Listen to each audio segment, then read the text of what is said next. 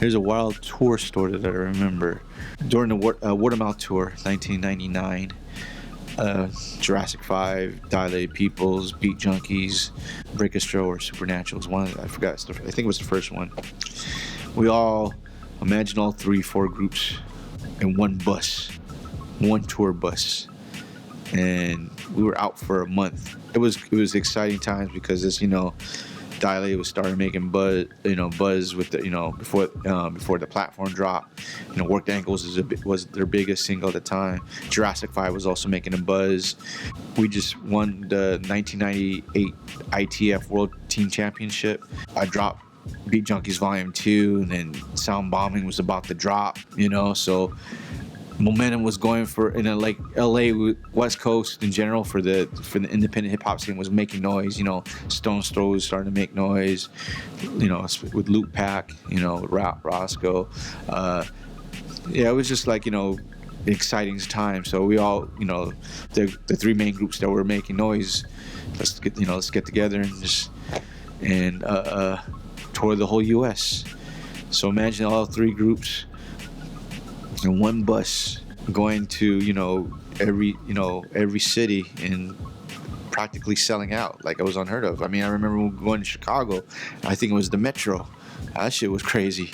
Going to even to Lawrence, Kansas, going record shopping. Cut Chemist, Newmark, Evidence, Babu, J-Rock, myself, and Shortcut. We're all digging for records, and there's cats, and Babs is sneezing because he's allergic to cats, so he had to stop and can't go record digging while we're still digging.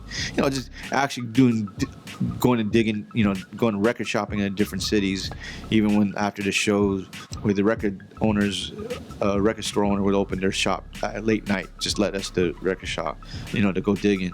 Going to New York, performing at SOBs. We were the last hip hop tour to perform at SOBs before they closed down.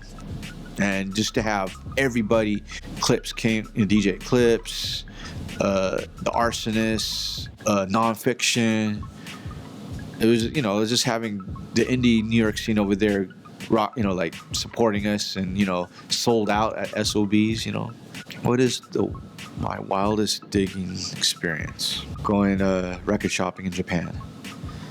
Especially when Japan had a lot of record stores. It's the best time to go records.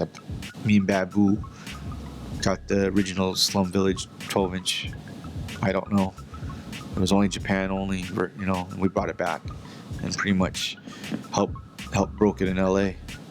Helped broke Slum in LA. I mean, other people helped broke Slum. Like Huey G helped broke Slum.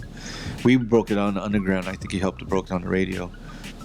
But also, of course, Fantastic Four broke it too, also when they do, Friday Night Flavors on Power 106.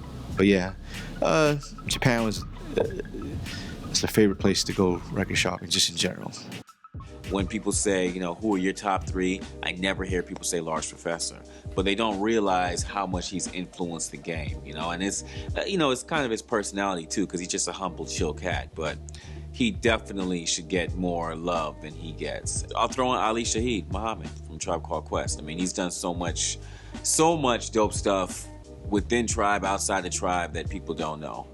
DJing's weird now. With all the technology, it just seems like the whole level raised, but then certain aspects of it dropped also. So, I think we're at a weird point in the circle where the playing field is really leveled. It's not as hard to get a song anymore as it was back in the day. When we first came in the game, it was that era and time when DJs actually spent the music that they like.